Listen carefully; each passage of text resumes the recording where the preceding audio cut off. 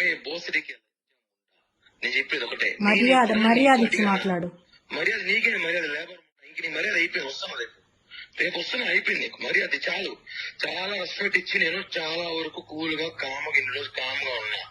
నువ్వు ఏదో అన్నావు కదా, నీ వల్ల నువ్వు చెయ్యి, నేనే నువ్వు చూపిస్తా. వస్తున్నా, రేపే వస్తున్నా.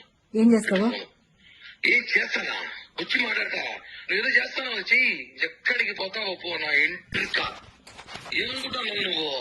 నువ్వేమనుకుంటున్నావు? నీ మరిది అనుకున్నావా? బృందావన తమ్ముడు చెప్పనా కొడుకు అనుకున్నా? ఏమైనా నీ కొడుకులు పెద్దోళ్ళైతే మడిచి నీ పెట్టుకో, నా దగ్గర కాదు. కోసి వాత పెడతా, మటర్ కేసు పెట్టుకు జైలుకు పోతా, 40 రోజులు బెయిల్ తీసుకుని బయటకు వస్తా. నీ దృష్టిలో ఎట్లాంటివి? ప్రశాంతంగా ఉండే జీవితము, ప్రశాంతంగా బతుకుతావు.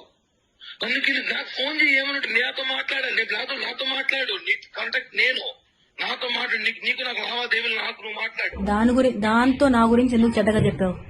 నీకు నాకు లావాదేవీలు, నువ్వు నాతో మాట్లాడాలి. దాంతో నా గురించి ఎందుకు చెడ్డగా చెప్పావు?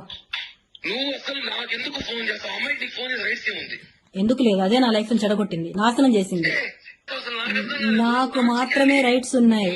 నీకు ప్రతి ఒక్కటి చేసింది నేను, మొత్తం చేసింది నేను, కాబట్టి నాకు మాత్రమే రైట్స్ ఉన్నాయి. నిన్ను అడగడానికి రైట్స్ మాత్రం నాకు మాత్రమే ఉన్నాయి. కిరణ్, ఎందుకు నా లైఫ్ నాశనం చేసినావు?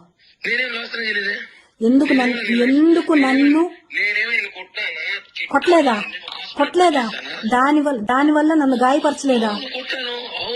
కొట్టలేదా? ఎందుకు కొట్టా అంటే నువ్వు ఓవర్ యాక్షన్ చేసినావు కాబట్టి, నా విషయం, నా పర్సనల్ లైఫ్ విషయం ఓవర్ యాక్షన్ చేసినావు కాబట్టి